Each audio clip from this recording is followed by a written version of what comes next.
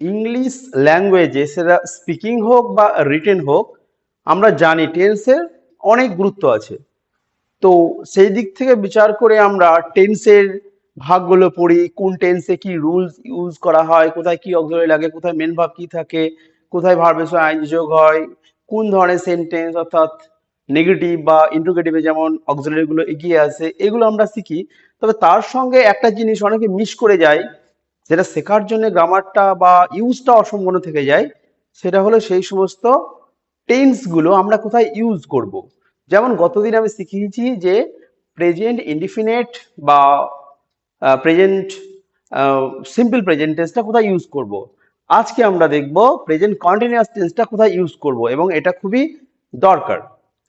তবে তার আগে একটুখানি ইন্ট্রোডাকশন দিয়ে দিই যে প্রেজেন্ট কন্টিনিউয়াস কোনগুলো বা তার ফর্ম কি। আমি লিখে নিয়েছি প্রেজেন্ট কন্টিনিউয়াস বা present progressive tense. Present progressive টেন্সের বা প্রেজেন্ট কন্টিনিউয়াস টেন্সের ফর্মটা কি। ফর্মটা দেখার আগে আমরা যদি উদাহরণ দিয়ে ফর্মটা দেখি, তাহলে আরো ভালো বুঝতে পারবো। যেমন ধরো, সি ইজ ওয়ার্কিং নাও।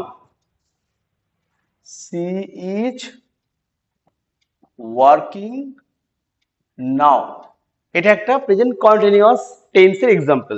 সে এখন কাজ করছে।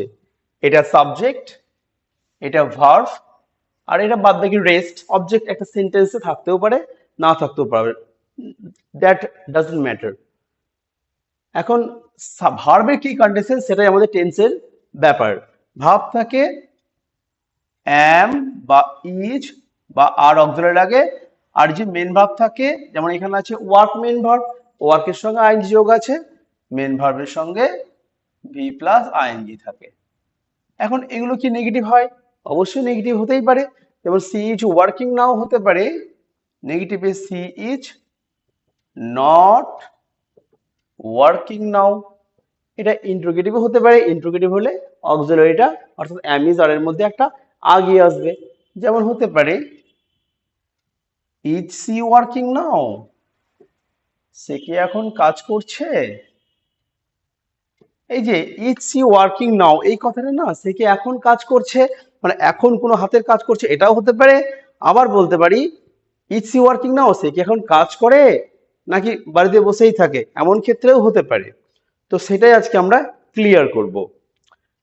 তাহলে ইন্টিগ্রেটিভ ফর্ম দেখলাম, নেগেটিভে দেখলাম, আর অক্সিলারি যেমন এখানে ইজ হলো, সব জায়গায় এখানে ইজ হয়েছে, আর হতে পারে, হতে পারে আর দে কামিং নাও, তারা কি আসছে।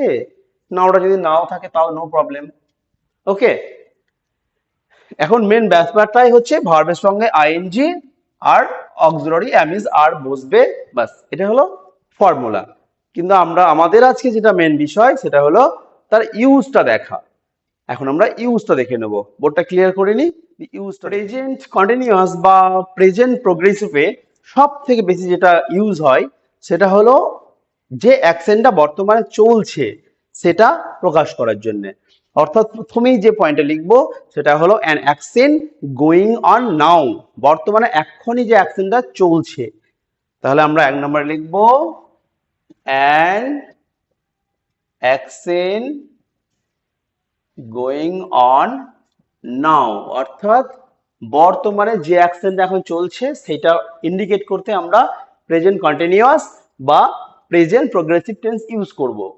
যেমন the boys are playing cricket, এখন খেলছে ওই জন্যে, এটাই একদম বেস্ট, মানে এটা হয়। এছাড়াও আরো যেগুলো হয় সেগুলো পরপর দেখবো, সেগুলো জানার কি বেশি দরকার, এগুলো তো আমরা জানি যে যখন খেলছে সেই কথা প্রকাশ করার জন্য আমরা প্রেজেন্ট কন্টিনিউয়াস ইউজ করব। The boys are playing cricket, ছেলেরা ক্রিকেট খেলছে, এটা হতে পারে। এমন এখন বৃষ্টি পড়ছে, এ কথাটা হতে পারে ইট ইজ রেনিং নাও, এখন বৃষ্টি পড়ছে। কিংবা সে এখন গান করছে, বা Rita is singing now, we দিয়ে একটা হলো না, উই দিয়ে বলে দিই উই আর লার্নিং, কি শিখছি আমরা, tense, we are learning tense. আমরা এখন টেন্স শিখছি, এখন শিখছি হতে পারে আবার 2-10 দিন থেকে শিখছি, এরকম ক্ষেত্রেও হতে পারে। যাই হোক, আমরা এগুলো কিন্তু শুধুমাত্র এখন করছি সেই হিসাবে ইউজ করলাম। তাহলে যেটা মেনলি হয়, বর্তমানে যে কাজটা এখন ঘটছে সেটা প্রকাশ করার জন্য আমরা মেনলি কন্টিনিউয়াস অর্থাৎ প্রেজেন্ট কন্টিনিউয়াস টেন্স ইউজ করে থাকি। তবে নিয়ার ফিউচারের কথা প্রকাশ করতে না, সেখানেও আমরা প্রেজেন্ট কন্টিনিউয়াস টেন্সের কথা ইউজ করে থাকি। যেমন ধরো, they are coming in this evening, তারা সন্ধেবেলায় আসছে, এরকম হতে পারে। তাহলে আর একটা পয়েন্টে আমরা লিখতে পারি নিয়ার ফিউচার। নিয়ার ফিউচারের কথা প্রকাশ করতে আমরা প্রেজেন্ট কন্টিনিউয়াস টেন্স ইউজ করতে পারি। ফিউচারের কথা কিন্তু কন্টিনিউয়াস ইউজ করতে পারি। যেমন they are coming in this evening, তারা আজকে সন্ধ্যায় আসতে পারে, আসছে। They are coming in this evening, তারা সন্ধ্যেই আসছে। কিংবা my father is arriving tomorrow, my father is arriving tomorrow, my father is arriving, ARRIVING, arriving tomorrow. কিংবা we are going to Digha next সামারও হতে পারে, we are going to Digha next summer, এগুলো হতে পারে। এই দুটো ক্ষেত্রেই হয়, আরো অনেক ক্ষেত্রে হতে পারে। যেমন কোনো কাজ হয় কিন্তু এখন ঘটছে না, এমন ক্ষেত্রেও হতে পারে। যেমন হোয়াট আর ইউ রিডিং, তুমি এখন কি পড়ছো, মানে এখনই কি পড়ছো সেই কথাটা না ইন্ডিকেট করতেও পারে যে তোমার পরীক্ষা হয়ে গেছে, যাই হোক তুমি এখন কি করছো বা তুমি এখন কি পড়ছো, এরকম হতে পারে। তাহলে এবার continuous action but not at that time, এরকম ক্ষেত্রে তাহলে 3 নাম্বার হবে কন্টিনিউয়াস অ্যাকশন। অ্যাকশনটা চলতেই থাকছে, মানে কয়েকদিন ধরে চলছে বা এখন চলছে, but not that particular time, কিন্তু যে টাইমে কথা আর কি বলা হচ্ছে সেই সময় কিন্তু এই কাজটা করছে না। যেমন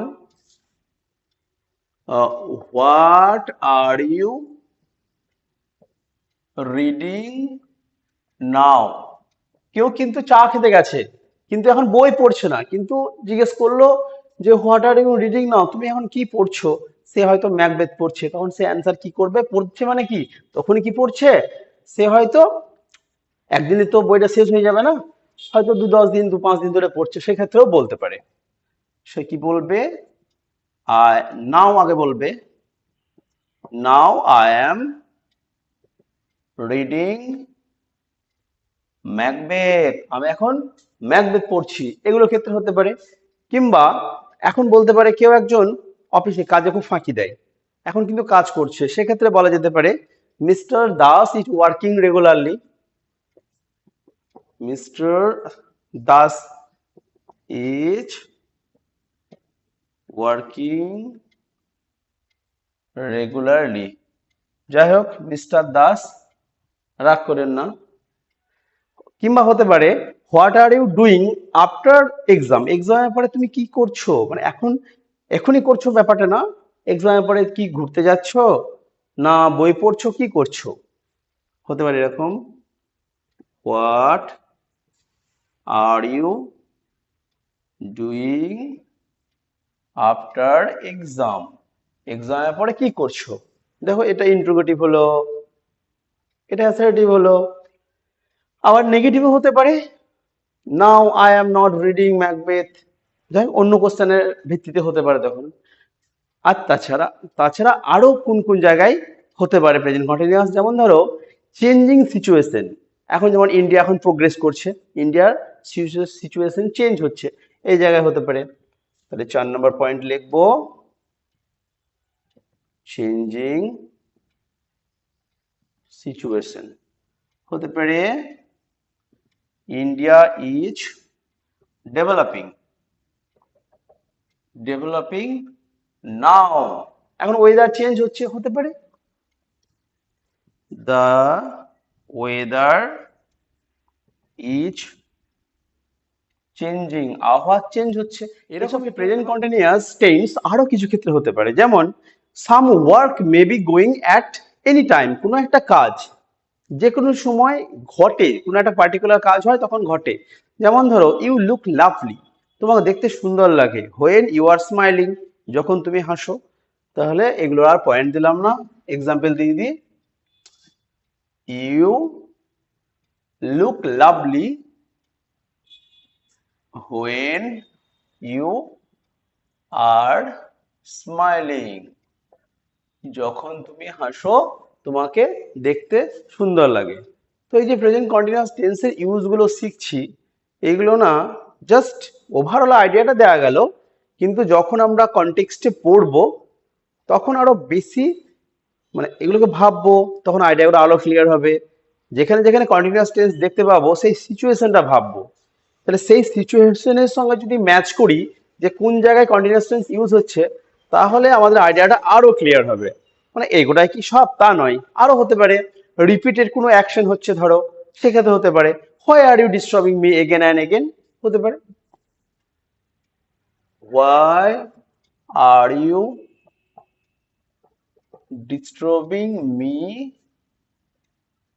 এগেন অ্যান্ড এগেন, এটা হতে পারে। আরো অনেক ক্ষেত্রেই হতে পারে, যেমন ইনসিডেন্টস অফেন হ্যাপেন্স, যে ইনসিডেন্ট গুলো প্রায় ঘটে থাকে। He is always giving children little gifts, সে ছেলে মেয়েদেরকে প্রায় গিফট দিয়েই থাকে, এরকম হতে পারে। মানে যাই হোক, এরপরে যে কনটেক্সট গুলো যখন পড়বে, বইগুলো যখন পড়বে, যেগুলো টেক্সট পড়বে, তখন সেখানে যে ইউজ গুলো পাবে সেগুলোকে একটু কম্পেয়ার করে দেখবে যে কোন সিচুয়েশনে ইউজ হচ্ছে। তাহলে তোমরা ডেইলি লাইফে যে কনভারসেশন করবে বা স্পিকিং ল্যাঙ্গুয়েজ, ব্রোকেন ল্যাঙ্গুয়েজ, সেগুলো তোমরা ইউজ করতে পারবে খুব এবং ইজিলি করতে পারবে। তো এই এক্সাম্পলটা দিয়ে দিই, হি is always giving children, he is ALWAYS always giving children little gifts, সে প্রায় বাচ্চাদের লিটল গিফট দিয়েই থাকে। যাই হোক, প্রথম যে তিনটে আলোচনা করলাম সেটাই ওর বেস, মানে প্রেজেন্ট কন্টিনিউয়াস টেন্সের যে ইউজ তার বেস, কিন্তু বাদ বাকিগুলো পরেও যেগুলো আলোচনা করলাম সেগুলো হয়ে থাকে জেনারেলি। ওকে, এরপরে তারপরের গুলো আলোচনা করে দেবো পরপর।